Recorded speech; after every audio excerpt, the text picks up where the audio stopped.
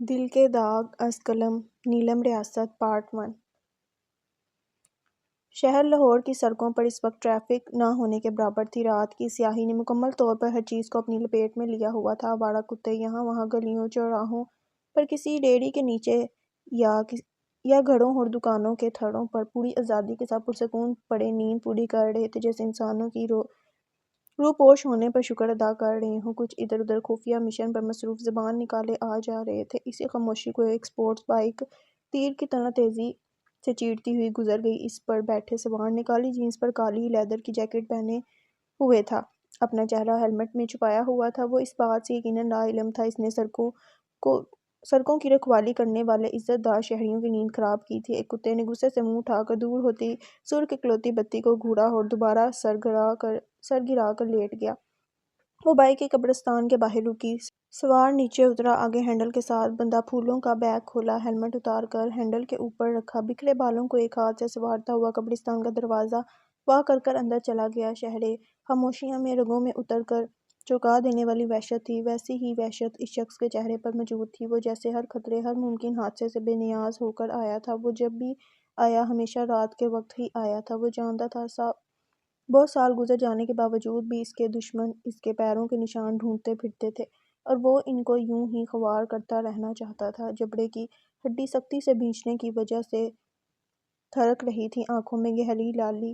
بھاری بوٹ ایک جگہ رک گئے، کہیں پر الو بولا تھا۔ قریب کے ایک درخت پر سے کوئی جانور اتر کر تیزی سے دوسری سمت میں بھاگا۔ اس کی توجہ اس جانب نہیں تھی، بلکہ سامنے موجود ایک ساتھ لائن میں بنی 3 قبروں پر تھی۔ اس کے بس میں نہ تھا، ورنہ قبروں میں سو جانے والوں کو کسی طرح سے صحیح سلامت اپنے سامنے کھڑا کر لیتا۔ یہ اس کے دل کے حصے یہاں پڑے تھے، اس کی ساری دنیا انہی 3 لوگوں کے گرد گھومتی اور وہی تینوں چھین لیے گئے۔ وہ آج تک اسی مقام پر کھڑا تھا، جیب میں سے ٹارچ نکال کر باری باری تینوں قبروں کو اپنے ہاتھ سے صاف کیا۔ ایک پر تھوڑا سا سوراخ نظر آ رہا تھا۔ اس نے پھولوں کا بیگ ایک جانب رکھا، قبرستان کے باہر لگے مٹی کے ڈھیر میں سے مٹی لا کر قبر پر ڈالی۔ اس کے بعد پانی کا چھڑکاؤ کر کے پھول چڑھائے، اتنے زیادہ پھول ڈالے یہاں تک کہ تینوں قبروں کی مٹی پوری طرح سے چھپ گئی۔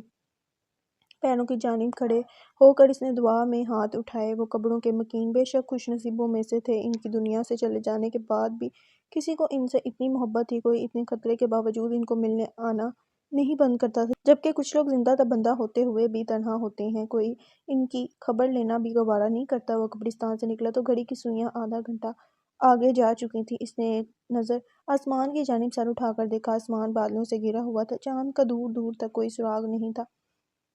ہوا چلنا شروع ہو چکی تھی، نہ جانے آج آنے والے بادل برسنے تھے یا اس جوان کی آنسوؤں کی طرح بغیر برسے ہی خشک ہو جانے تھے۔ وہ بھاری دل اور بوجھل قدموں سے بائیک تک آیا، ہیلمٹ پہنا، بائیک کو کک ماری، پہلی کک پر ہی اس میں زندگی دوڑ گئی۔ ایک الوداعی نظر قبرستان پر ڈالی، اگلے پل ہوا سے باتیں کرتا وہاں سے نکل گیا۔ اس کا تو دماغ ہی گھوم کر رہ گیا تھا۔ ایک کمزور اور بوڑھی سی مائی اس آفت کے پر کالے کو ہاتھوں ہاتھ لے گئی تھی۔ 2-4 دھمکیاں یا 3-4 آنسوؤں کے ساتھ سنائی گئی بے بسی کی کہانی تو شاید ہی اسے اپنے دشمن کی ہونے والی بہو سے شادی کرنے پر راضی کرتی، مگر اینڈ پر مائی اللہ رسول کا واسطہ لے کر میدان میں اتری اور اسے چاروں شانے چت کر یہ وقت زیادہ ہوتا تو شاید وہ کچھ اور سوچتا، مگر ایک آخری 24 گھنٹے بچے تھے۔ اپنی جیب سے موبائل نکال کر مائی کے حوالے کیا۔ آپ ایک معمولی سے قابل قبول صورت کے الیکٹریشین کے حوالے اپنی بیٹی اپنی مرضی سے کر رہی ہیں، یہ بات مت بھولیے گا، اور اگر کوئی پھڈا ہوا تو میں نے صاف مکر جانا ہے۔ ہو سکتا ہے آپ جس کے ساتھ میرا نکاح پڑھوانا چاہ رہی ہیں میں عین وقت پر اسے بہن ہی بول دوں، اس لیے ایک دفعہ پھر سوچ لیں۔ بوا نے اس کی ساری بات سنی، ایک دفعہ سر سے لے کر پاؤں تک اس کا سارا جائزہ لیا اور سر اس بات میں ہلا دیا۔ مجبوری کے وقت تو مردہ بھی جائز ہوتا ہے، یہ تو پھر جیتا جاگتا انسان تھا۔ جب کسی طرح سے بھی مائی اپنی بات سے نہ ہٹی تو اس نے بھی زیادہ بحث نہیں کی۔ اسی دن شام کے وقت ایک نامعلوم مقام سے اپنا ہی نمبر ملاتے وقت ایک مولوی اس کے ساتھ تھا۔ دوسری جانب بھی جیسے مائی انتظار کی گھڑیاں ہی گن رہی تھی، پہلی ہی بیل پر فون اٹھایا گیا۔ یوں ایک بالکل انجان اور خطرناک خاندان کی لڑکی اس کے نکاح میں تھی۔ آج مشن کا آخری دن تھا، غلطی کی گنجائش سرے سے تھی ہی نہیں۔ ٹارگٹ اس کے سامنے تھا، وہ پوری طرح سے اپنا کام کرنے کے لیے تیار بھی تھا، مگر وقت نہیں مل رہا تھا۔ بارات کیا آئی، رنگ و نور کا سیلاب ہی آیا۔ وہ جس موقع کی تلاش میں تھا آخر آ ہی گیا۔ دولہا واش روم گیا تھا۔ اسے اندر بھیجنے سے پہلے اس کے گارڈز نے اچھی طرح تسلی کر کے اجازت دی تھی۔ سیکیورٹی اتنی سخت تھی چڑیا بھی پڑ نہ مارے، مگر وہ تو وہ ہی تھا۔ دوسری جانب کے دروازے کا لوک بڑی پھرتی اور مہارت سے بغیر آواز پیدا کیے کھول کر وہ اندر آیا۔ اگلے چند سیکنڈ میں وہ اپنا کام پورا کر کے اسی دروازے کو واپس لاک کرتا وہ کیٹرنگ کا سامان اٹھائے مگن اور مصروف انداز میں باہر کی طرف بڑھ گیا۔ لوگوں کے ہجوم اور رونق میں اس کی خوش قسمتی تھی کسی کا اس کی طرف دھیان نہ گیا۔ باہر کی طرف بڑھتے ہوئے اس نے پینجر کر دیا۔ Back door shot. اگلے چند سیکنڈ میں وہ روشنیوں میں گھری عمارت سے باہر تھا۔ اپنی گاڑی میں بیٹھنے کے بعد اگلے 3 منٹ اس پر 3 صدیوں جیسے بھاری گزرے۔ مزلزل بیک ویو مرر میں دیکھتے ہوئے جبڑے سختی سے آپس میں جکڑے ہوئے تھے۔ ہری اپ گوڈ ڈیم۔ اسٹیئرنگ پر ہاتھ مارتے ہوئے اس کی جھنجھلاہٹ پورے عروج پر تھی۔ اگلے 40 سیکنڈ تک وہ اندھیرے میں گھورتا رہا۔ تبھی 2 ہیولے گاڑی کی جانب آتے دکھائی دیے۔ چابی کے اوپر اس کی گرفت مضبوط ہوئی، پر جوں ہی ہیولے قریب آنے پر کچھ واضح نظر آئے، وہ گاڑی سے باہر تھا۔ پچھلا دروازہ کھولا اور بوا کے ساتھ لگے کھڑے وجود کو بازو سے پکڑ کر پھینکنے کے انداز میں اندر بٹھاتے ہی دروازہ بند کر کے بوا کی طرف مڑا۔ میرے پاس آپ کو وعدے و وعید دینے کا کوئی وقت نہیں ہے۔ اگر 1 منٹ بھی مزید یہاں ضائع کیا یہ تو ماری جائے گی ہی۔ مجھ غریب کی بھی شامت آ سکتی ہے، اور آج تو میں گولی چلانے کے موڈ میں ہرگز نہیں ہوں، اس لیے اب بس دعا کریں۔ اوکے، اللہ حافظ۔ بوا کو حیران چھوڑ کر وہ یہ جا وہ جا۔ مین روڈ پر جانے کے بجائے وہ اندرونی گلیوں سے ہی بڑی مہارت سے گاڑی بھگائے لیے جا رہا تھا۔ رات ہونے کی وجہ سے گلیاں تقریباً سنسان پڑی تھیں۔ گاڑی کی سپیڈ نارمل ہی رکھی تاکہ کسی کی نظر میں آئے بغیر شہر کی دود سے باہر نکلا جا سکے۔ شہر سے باہر 1 گھنٹے کی مسافت کے بعد گاڑی سڑک سے اتار کر ایک سنسان حویلی نما جار عمارت کے احاطے میں روک دی گئی۔ اپنی سیٹ سے اتر کر ایک سمت کو بڑھ گیا۔ سوائے چاند کی چاندنی کے وہاں اور کوئی روشنی نہ تھی۔ تھوڑے سے فاصلے پر ٹوٹے سے برآمدے میں ایک اور گاڑی کھڑی تھی۔ وہ ابھی اسی طرف سے گیا تھا۔ گاڑی پہ ڈالا ہوا کور ہٹا کر ڈکی میں موجود ایک بیگ نکالتے ہی واپس آیا۔ بیک سیٹ کا دروازہ کھول کر نیچے کو جھانکا کہ اندر بیٹھے وجود کا جائزہ لیا جا سکے۔ دوسری طرف سے اس پر نظر پڑتے ہی سالے کی چیخ نکل گئی۔ چھوٹے چھوٹے بال، موٹی موٹی بھویں، اوپر سے سیاہ لباس پہ اپنا لشکارے مارتا رنگ بھی شاہ کالا۔ سامنے والے 2 دانت منہ سے باہر بیٹھے تھے۔ فوراً بوا سے شکوہ پیدا ہوا۔ اندھیری رات میں انجان منزلوں پر روانہ کرتے ہوئے میرا نجات دہندہ ڈھونڈا بھی تو یہ۔ آنکھوں میں آنسو لیے اس نے نظریں جھکا لیں، اور دوسری طرف سے اس نے ایک بے نیاز مگر بھرپور نظر اپنی منقوہہ پر ڈالی، جو کہ سرخ جوڑے میں فل برائڈل میک اپ اور جویلری کے ساتھ آسمان سے اتری ہوئی کوئی مخلوق معلوم ہو رہی تھی۔ اس کی جگہ کوئی باز ہوک انسان ہوتا اس دوشیزہ کی شان میں کھڑے کھڑے ایک دیوان تو لکھ ہی دیتا، اور نہیں تو اپنی خوش نصیبی پر سجدہ بجا لاتا۔ او بھائی میرے، لاٹری لگ گئی ہے۔ مگر اس انسان پہ ان باتوں کا کوئی اثر نہ ہونے والا تھا۔ باریک مردانہ آواز تھی، تمہارے پاس کوئی اور لباس ہے؟ سالے نے سر نفی میں ہلا دیا، جس پر وہ بڑبڑاتا ہوا مڑا۔ عجیب مصیبت ہے۔ سالے چاہ کر بھی نہ پوچھ سکی کہ کون۔ دماغ میں صرف ایک ہی فکر جاری تھی، اگر کوئی پیچھے سے آ گیا اور وہ لوگ پکڑے گئے تو۔ جتنی بھی قرآنی آیات یاد تھی سارا راستہ ان کا ورد کرتی آئی تھی۔ 2-4 منٹ وہ واپس نہ آیا تو ویرانے میں نئی فکر نے آ لیا، کہیں مجھے چھوڑ کر تو نہیں چلا گیا۔ اس سے پہلے کہ بھوکلا کر بھاگتی مکانوں کے پیچھے سے آتا ہوا دکھائی دیا، دوبارہ اس کے سر پر آ کر دہاڑا، تم ابھی تک ویسے ہی بیٹھی ہوئی ہو؟ تو اور مجھے کیا کرنا تھا؟ اس بیگ میں ایک ٹراؤزر شرٹ موجود ہے، فوراً چینج کر لو۔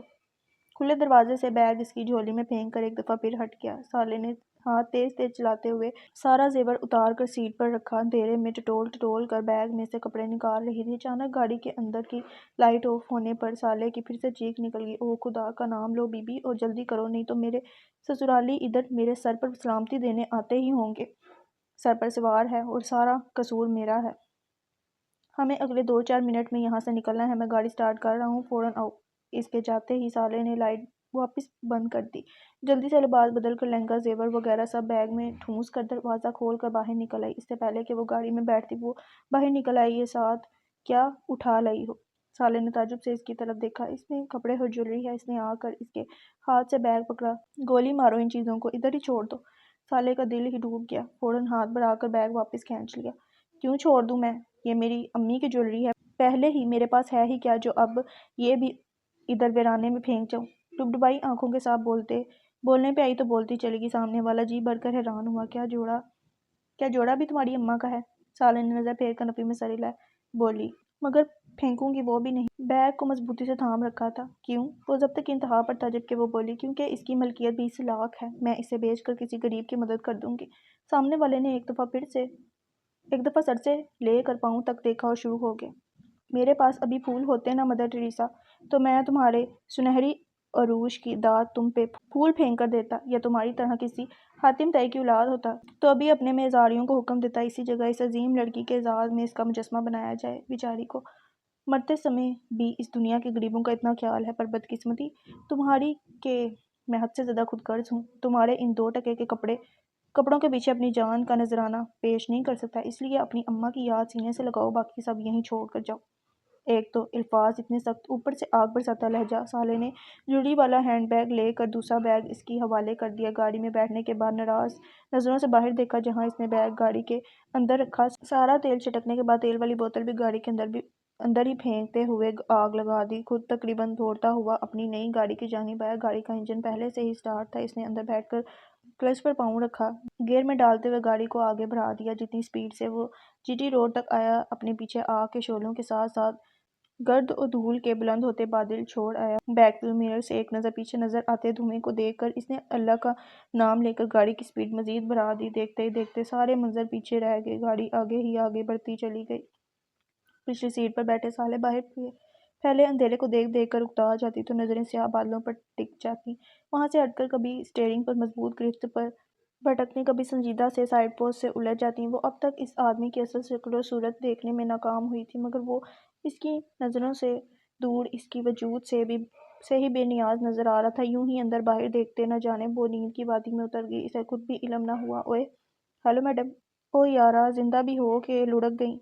इसको नींद में जूं ही एहसास हुआ कि कोई उठा रहा है। साले ने पट से आंखें खोल दी। गाड़ी के अगले पिछले सब दरवाजे खुले हुए थे। इर्द गिर्द इतना शोर था, कान पड़ी आवाज भी सुनाई न दी। वो खुद इस वक्त सारी सीट पर बेतरतीबी से पड़ी हुई थी। कुछ पल तो लगे सूरत हाल को समझने में, क्योंकि कुछ लम्हे पहले वो अपने बेडरूम में महू ख्वाब थी। आंख खुली तो सब खत्म।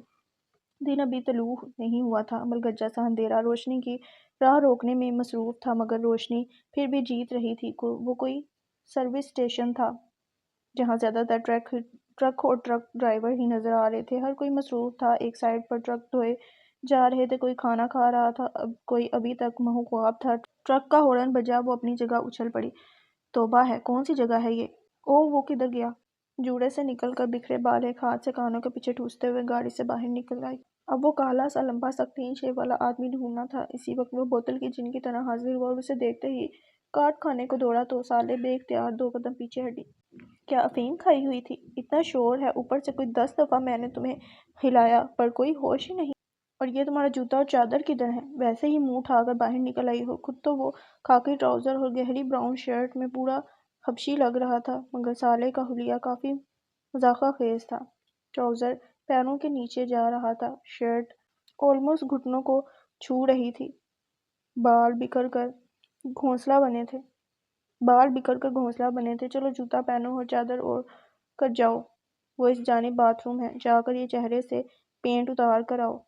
उसे हुक्म देकर वो मैकेनिक की तरफ मुतवज्जा हुआ। हाँ भाई छोटे, सारे टायर चेक कर ले। छोटा फौरन बरामद हुआ। जी सर जी, तेल पानी सब टिप टॉप कर दिया है। इसने अपनी जेब में से रकम निकाल कर लड़के के हवाले की। तुम ये पकड़ो, बिल मैं दे आया हूँ, ये तुम्हारी टिप है। और अगली सीट पर थर्मोस रखा हुआ है, ले जाओ। खाने का मैंने जो ऑर्डर दिया है इसके साथ ये भी भर लाना। अपनी बात पूरी करके गाड़ी के दरवाजे बंद करने की नीयत से पलटा तो सामने इसे खरा पाया। गुस्सा ही चढ़ गया।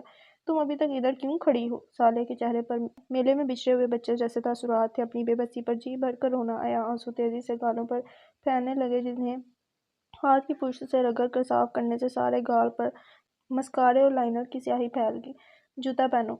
साले ने नपी में सर हिलाया और आंसू के दरमियान बोली, जूते बैग में जल गए। इसे साले को इग्नोर किया। गाड़ी के सब दरवाजे बंद करने के बाद डिक्की में से साइज 12 के जूते और एक अदद मर्दाना स्कार्फ निकाल कर इसकी तरफ बढ़ाया, जिन्हें साले ने कुछ भी कहे बगैर पकड़ कर स्कार्फ गले में ओढ़ लिया। जूते भी गले में डालने के काबिल ही थे, मगर इनमें पैर डालकर इसके पीछे चल पड़ी। جو کہ میرے ساتھ آؤ کہنے کا بول کر مسجد کی جانب جا رہا تھا، وہ دروازے کے قریب رک گئی۔ سالے کو اندر جانے کا اشارہ کیا۔ اندر جا کر سالے نے لیٹرن کی حالت دیکھی تو فوراً وہیں سے واپس پلٹ آئی۔ آگے وہ دیوار بنا کھڑا تھا۔ واپس کیوں آئی ہو؟ اس نے نظر چڑھائی۔ مجھے باتھ روم کی ضرورت نہیں ہے۔ وہ اس کو شکی نظروں سے گھور رہا تھا، پھر گہرا طنز مارا۔ کیا ہی اچھی بات ہوتی کہ اگر غریبوں کا دم بڑھنے والی مدر ٹریسا انہی کے لیے بنائی گئی سہولیات کا ایک دفعہ تو استعمال کرتی۔ سالے کی آنکھوں میں نمی چمک رہی تھی۔ ویل میڈم، مجھ سے امید مت رکھنا کہ میں کسی 5 اسٹار میں آرام کروانے کو رکوں گا، کیونکہ ابھی کافی سفر باقی ہے۔ اس نے نفی میں سر ہلا دیا۔ جاؤ اپنا منہ دھو کر آؤ، جلدی نکلنا ہے۔ وہ ایک دفعہ پھر اس کے کہنے پر ایک طرف لائن میں لگے نل کی جانب بڑھ گئی۔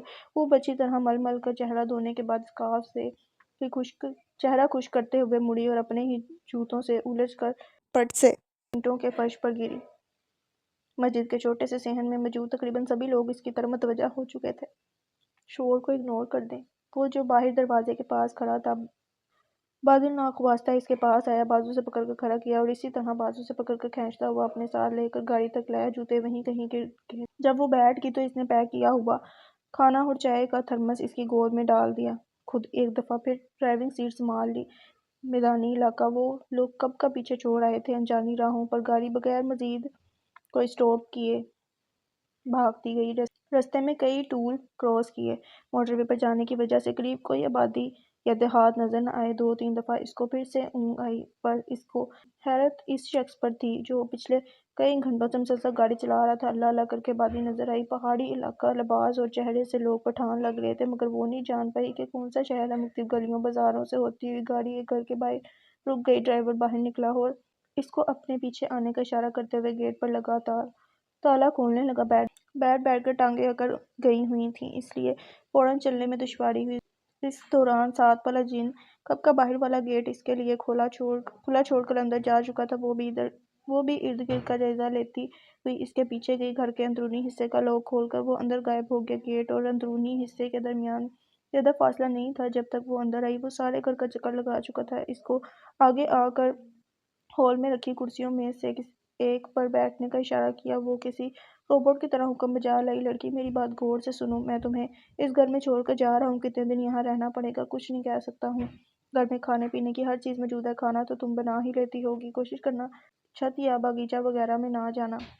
فون کی بیل ہو مت اٹھانا۔ اتنا یاد رکھو تم اپنی شادی سے بھاگ کر آئی ہو اور یہ کوئی عام سے آدمی کی شادی نہیں تھی، اس ملک کے بہت بڑے سیاستدان کے بیٹے کی شادی تھی۔ وہ لوگ کتوں کی طرح تمہیں سونگھتے پھریں گے، اس لیے اس 4 دیواری کو اپنا سیف ہاؤس تصور کر کے عیاشی مارو۔ مجھے اب یہاں سے نکلنا ہے، زندگی رہی تو ملیں گے۔ اپنی بات پوری کر کے انہی قدموں واپس مڑا۔ ہال کا دروازہ باہر سے لاک کیا، ساتھ ہی باہر گیٹ بند ہونے کی آواز آئی، پھر گاڑی کے انجن کی۔ اس کے بعد تمام بیرونی آوازیں بند ہو گئیں۔ یہ سب کچھ صرف 3 منٹ میں ہوا تھا۔ وہ اگلا آدھا گھنٹہ وہاں سے ہل تک نہ سکی۔ ذہن بالکل منجمد ہو گیا تھا اور بظاہر دل کو تسلی دیتی رہی، ایسے کیسے وہ مجھے ایک نامعلوم جگہ پر اکیلی چھوڑ کر جا سکتا ہے؟ مگر یہ خیال محض خوش فہمی ثابت ہوئی۔ پلوں گھنٹوں کا حساب بھول گئی۔ تنہائی اور خاموشی میں خوف نے اس کے وجود میں پنجے گاڑ دیے۔ کچھ پتہ نہ چلتا کب دن چڑھا، کب رات ہوئی۔ وہ کسی کمرے میں داخل نہ ہوئی سوائے باتھ اور کچن کے، وہ بھی تب جب ضرورت حد سے سوا ہوگی۔ اس کا ذہن سوچ سوچ کر مفلوج ہو رہا تھا، پر کوئی جواب نہ کوئی حل نظر آتا۔ اعصاب ذہنی کشمکش کی وجہ سے بہت متاثر ہوئے۔ اس 2 دن سے وہ ہائی ٹمپریچر کا شکار تھی۔ اتنی ٹھنڈ میں بھی وہ صوفے پر پہلے سے پڑی چادر کو ہی کور کے طور پر استعمال کرتی رہی۔ کچن سے چائے کا کپ بنا کر نکل رہی تھی، جب باہر گیٹ کھلنے کی آواز آئی۔ اس کے قدم وہیں ساکت ہو گئے۔ دل کی دھڑکن کانوں میں سنائی دینے لگی۔ ہاتھ کی کپکپاہٹ کو تو نہ روک سکی، پر کپ ہاتھ سے رکھ دیا۔ قدموں کی آواز پر کچھ وقفے سے ہال کا دروازہ کھلا۔ سالے کچن میں ہی رہی، دروازے سے پیچھے ہٹ گئی۔ اندر آنے والی ہستی نے کندھے پر ڈالا بیگ اتار کر پوری قوت سے فرش پر دے مارا تھا۔ ساتھ ہی نسوانی آواز آئی، بس میری ہڈیاں گل جانی ہیں منحوس پھوڑے اٹھا اٹھا کر۔ نہ جانے کون سے خوش نصیب لوگ ہیں جن کو دولت، ہمت، وراثت، حکومت، ہر چیز چھپڑ پھاڑ کر ملتی ہے۔ ہمیں تو بس ملی مشقت، محنت، بہادری۔ ہائے میری دادی، کہاں ہو تم؟ ایک گلاس پانی ہی پلا دو۔ سالے عجیب احساس کا شکار ہوئی۔ سمجھ نہ آیا باہر جا کر پانی کا گلاس پیش کر دے یا اندر ہی چھپی رہے۔ تھوڑا سا سر نکال کر دیکھا، کالی جینس کے اوپر red T shirt, bob cut بال، پیروں میں جوگرز۔ جو کوئی بھی تھی جوتے سمیت صوفے پر ڈھہ گئی۔ سالے کچن سے نکلی اور دھیرے سے پوچھا، پانی پیو گی یا جوس لے آؤں؟ سالے کی آواز سن کر وہ ٹوٹے ہوئے سپرنگ کی طرح اچھل کر صوفے سے کھڑی ہوئی۔ تم کون ہو اور ادھر کیسے آئی؟ میں سالے ہوں، سامنے والی گھوری ڈالتے ہوئے بولی۔ ہوگی، پر ادھر کیا کر رہی ہو؟ سالے کو کوئی جواب نہ سوجا، جبکہ دوسری چمک کر بولی، ویٹ اے منٹ، کہیں تم چڑیل تو نہیں ہو؟ سالے نے نفی میں سر ہلایا۔ وہ یعنی تم انکار کرو گی اور میں مان لوں گی؟ جانتی نہیں ہو تم مجھے، بہن چڑیل؟ ذرا سامنے آؤ نا، اپنے پیر دکھاؤ، دادی کہتی ہیں چڑیل کے پیر الٹے ہوتے ہیں۔ آؤ ذرا سامنے۔ ڈرتی بڑھتی میں چڑیلوں سے بھی نہیں ہوں، کسی خوش فہمی مت رہنا، بلیک بیلٹ ہوں اور ابھی ابھی دبئی مقابلوں میں گولڈ میڈل جیت کر آئی ہوں۔ یقین نہ آئے تو وہ بیگ کھول کر دیکھ لو، پر پہلے سامنے آ کر پیر دکھاؤ۔ سالے صوفے کی اوٹ سے سامنے آئی۔ اس لڑکی نے اس کو سر سے لے کر پاؤں تک دیکھا۔ چلو شکر ہے، ایک بات تو کنفرم ہوئی، تم چڑیل نہیں ہو، پر پھر کون ہو؟ میں نے بتایا تو ہے، سالے ہوں۔ اچھا سالے صاحبہ، آپ کس سلطنت کی ملکہ ہیں، یا یہ ہی بتا دیں کس ملک کی صدر ہیں؟ سالے کے چہرے پر سایہ سا گزرا، بولی، اپنے بارے میں نام کے علاوہ بتانے کو میرے پاس اور کچھ نہیں ہے۔ وہ اس کے ارد گرد گھوم کر جائزہ لینے لگی۔ یو مین ٹو سے نام ہی کافی ہے۔ اچھا چلو یہ بتاؤ، ادھر کیسے آنا ہوا؟ کب سے ہو یہاں؟ کیا نعمان بھائی کے رشتہ دار ہو یا کس بھائی کے؟ دیکھو یہاں 5 لڑکے رہتے ہیں جو سارے کے سارے اس وقت کرسمس اور نیو ایئر کی چھٹیاں منانے گھروں کو گئے ہوئے ہیں۔ تمہاری یہاں پر موجودگی ان 5 کو میری نظر میں مشکوک بنا رہی ہے۔ اس سے پہلے کہ میں اپنے بھائی کو فون کر کے ان 5 کی شامت بلاؤں، تم خود ہی بول دو۔ سالے ہکا بکا اس کو دیکھتی رہ گئی، پھر بولی، ایسی کوئی بات نہیں ہے، میں یہاں اپنے شوہر کے ساتھ آئی ہوں۔ اب کے سامنے والی کی آنکھیں پھٹ گئیں۔ کس نے گاؤں میں میری غیر موجودگی میں شادی کر لی؟ نام کیا ہے تمہارے شوہر کا، سسر کا، ساس کا؟ اگر نعمان بھائی سے ہوئی ہے نا تو اللہ کی قسم میں ان کا حلوہ بنا کر کھا جاؤں گی۔ But wait a minute, Nauman بھائی کی یہ اتنی بڑی فیملی، اتنا مالدار آدمی اور بیوی ادھر اوور سائز مردانہ شرٹ ٹراؤزر میں؟ نہ بات کوئی جمی نہیں، شوہر کا نام بتاؤ۔ اس کی زبان کو تالے لگ گئے، پھر اپنی بے بسی پر آنکھوں سے سیلاب جاری ہو گیا۔ بھائی نام پوچھا ہے، اس میں نہر بہانے کی کیا بات ہے؟ مجھے اس کا نام نہیں پتا ہے۔ سامنے والی نے سالے کو ایسے دیکھا جیسے اس کی دماغی حالت پر شبہ ہوا ہو۔ لگتا ہے تم خود نہیں جانتی ہو کیا کہہ رہی ہو، کس قسم کی بیوی ہو، شوہر کا نام معلوم نہیں ہوگا؟ سالے کی آنکھوں سے موسلا دھار بارش شروع ہو گئی۔ غور سے دیکھ لو، تمہارے سامنے کھڑی ہے ایسی لڑکی کہ جس کا نکاح 30 تاریخ کو اس کی بوا نے ایک بالکل انجانے آدمی سے کر دیا، جس کا نام مجھے نام معلوم ہے، نہ اس کی شکل یاد ہے، نہ ہی یہ جانتی ہوں کہ تھا کدھر سے، بس لاہور سے راتوں رات لایا، ادھر چھوڑ کر چلا گیا، کہا گیا ہے میں نہیں جانتی ہوں کب آئے گا، میں نہیں جانتی ہوں آئے گا بھی یا نہیں۔ وہ ہچکیوں کے دوران ساری بات مکمل کر گیا۔ اب حیران و پریشان ہونے کی باری دوسری لڑکی کی تھی۔ اس کو بلبل روتا دیکھتی رہی، جیسے یقین کر رہی ہو آنسو سچے ہیں یا مگرمچھ۔ پھر آگے بڑھی، اچھا سالے، رونا بند کرو، آؤ بیٹھو۔ وہ سالے کے کامتے وجود کو صوفے پر بٹھا کر کچن تک گئی، واپس آئی تو ہاتھ میں پانی کا گلاس تھا اور چہرے پر سوچوں کا جال۔ یہ لو پیو۔ سالے نے گلاس تھام لیا مگر فوراً پیا نہیں۔ سالے پانی پیو تاکہ تمہاری سانس ہموار ہو۔ اب کے سالے نے 2-3 گھونٹ بڑھنے کے بعد گلاس فرش پر رکھ دیا۔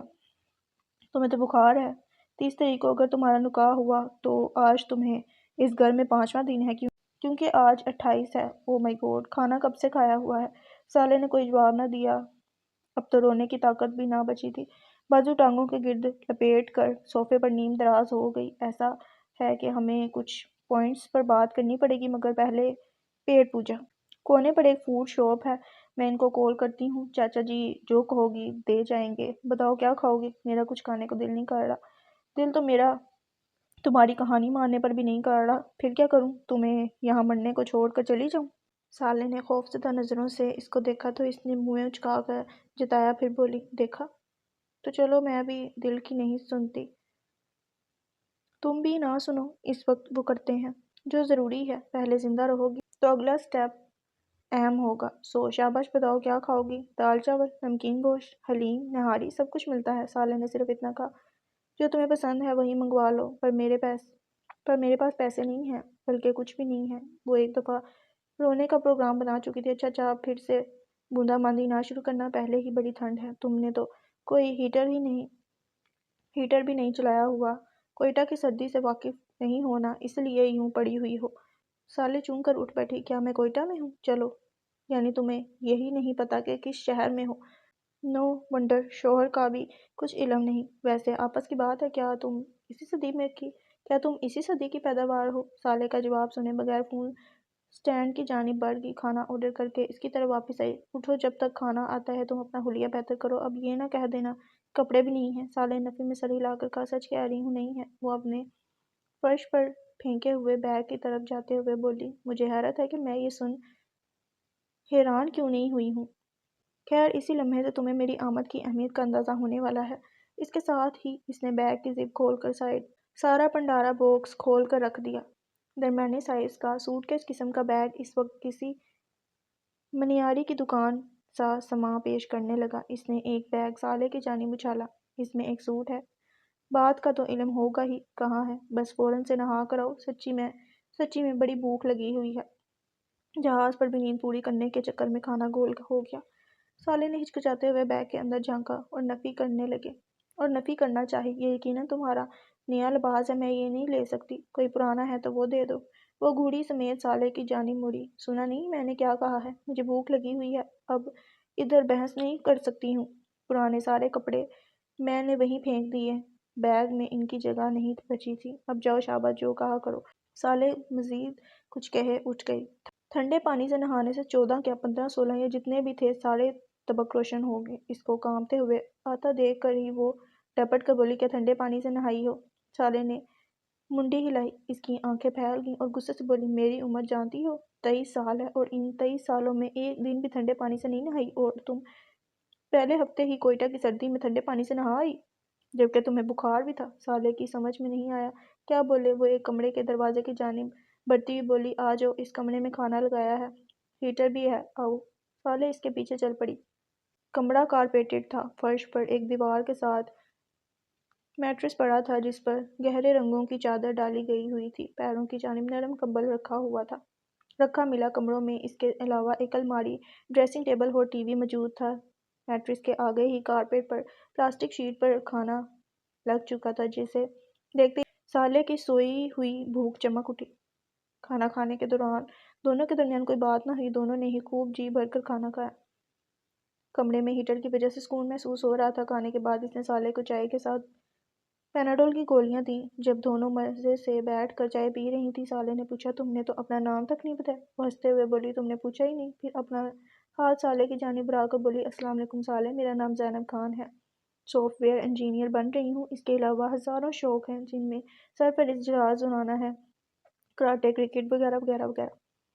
اتنے دنوں میں پہلی دفعہ اس کے لب مسکرا اٹھے، ساتھ ہی زینب کا بڑا ہوا ہاتھ تھام لیا۔ وعلیکم السلام and nice to meet you Zainab نے سینہ پھیلا کر فخر سے کہا، دیکھا، میرے سے مل کر کسی کو اچھا نہ لگے ممکن ہی نہیں ہے۔ صالح اس کے اس ادا پر مسکرائے بنا نہ رہ سکی، پھر سنجیدہ ہوتے ہوئے پوچھا، زینب کیا یہ تمہارا گھر ہے؟ زینب جو کہ فلور کشنز کے ساتھ نیم دراز آرام دہ حالت میں پڑی ہوئی تھی، نفی میں سر ہلاتے ہوئے بتانے لگی، یہ گھر میری دادی اماں کے نانا کا ہے۔ سمجھ میں نہیں آیا نا؟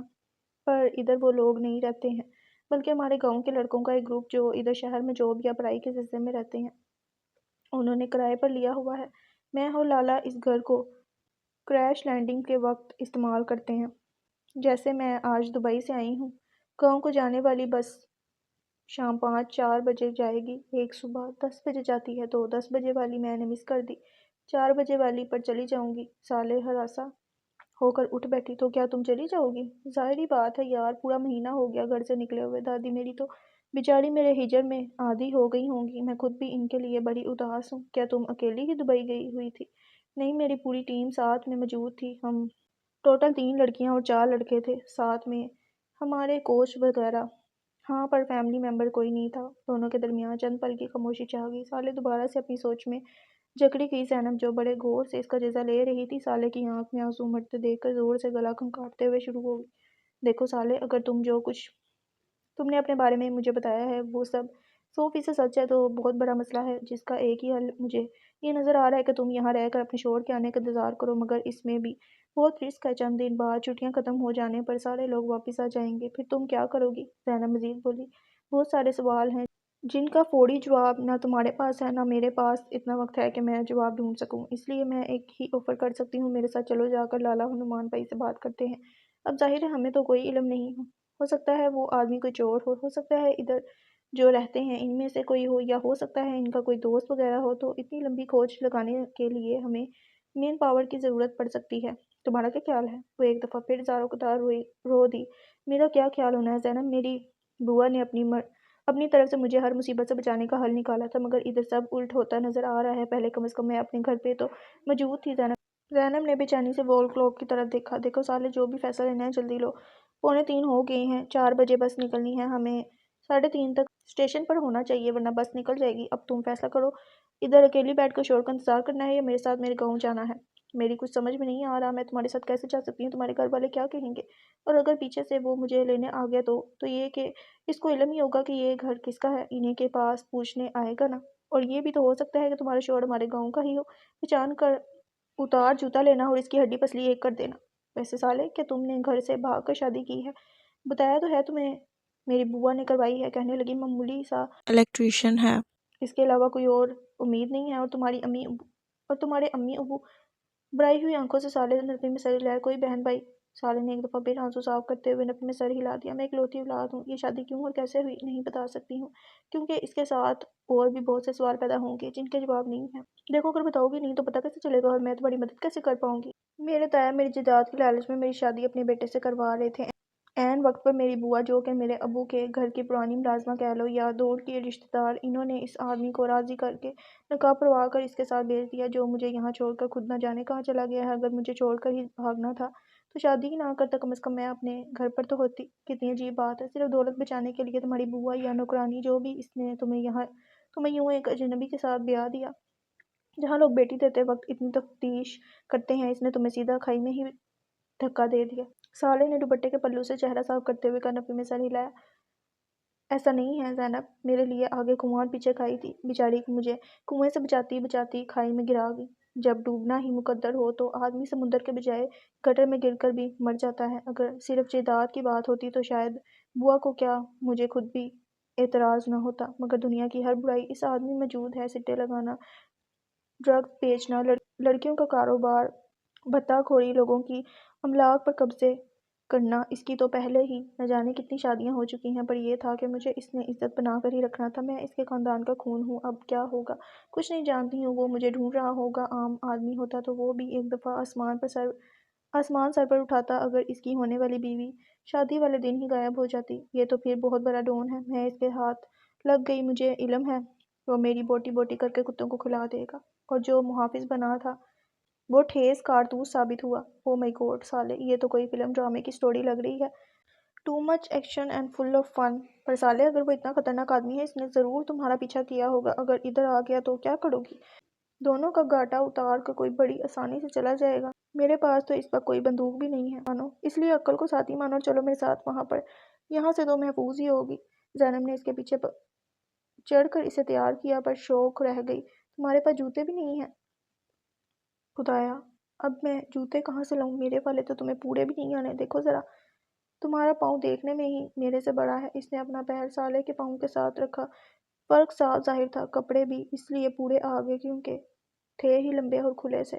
زینب اسی وقت مڑی، ایک کی الماری ڈریسنگ چھان کر ایک پشاوری چپل لائی جو کہ عین اس کے باپ کی ہی لگ رہی تھی۔ فوراً پہنو، نکلیں ادھر سے۔ اپنا لباس وہ پہلے ہی بدل چکی تھی، ٹرائزر اور ٹی شرٹ کے اوپر عبایا پہن لیا تھا۔ اس کے پیچھے گھر کی دہلیز پار کر کے باہر آتے ہوئے سالے اپنے گرد دوپٹہ اچھی طرح لپیٹنے کے بعد اپنا چہرہ بھی چھپا چکی تھی۔ تیز تیز قدموں سے دونوں گلی سے نکل کر سڑک تک آئیں، رکشہ رکا۔